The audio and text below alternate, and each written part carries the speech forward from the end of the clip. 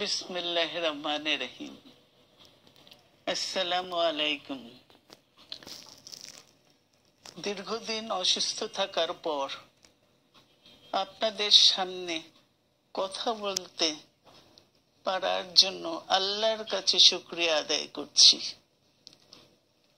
আমার কারাবন্দী অবস্থায় আপনারা আমার কারামুক্তি ও রোগ মুক্তির জন্য সংগ্রাম করেছেন, দোয়া করেছেন, সেজন্য আমি আপনাদের সকলকে ধন্যবাদ জানাচ্ছি।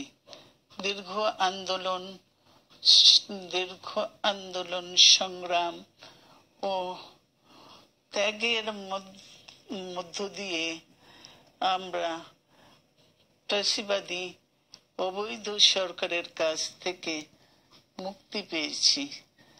আমি আন্তরিক ধন্যবাদ জানাতে চাই আমাদের বীর সন্তানদের, যারা মরণপণ সংগ্রাম করে এই অসম্ভবকে সম্ভব করেছে। শত শত শহীদদের জানাই শ্রদ্ধা। এ বিজয় আমাদের নতুন সম্ভাবনা নিয়ে এসেছে।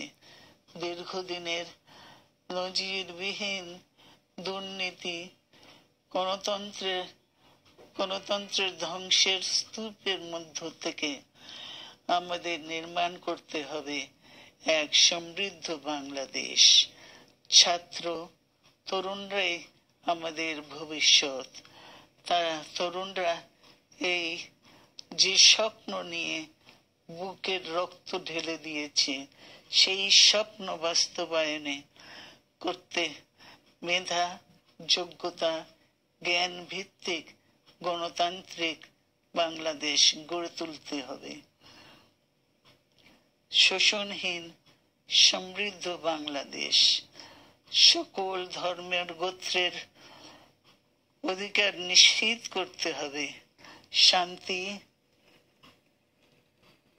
প্রগতি আর সাম্যের ভিত্তিতে আধুনিক বাংলাদেশ নির্মাণে আসুন আমরা তরুণদের হাত শক্তিশালী করি।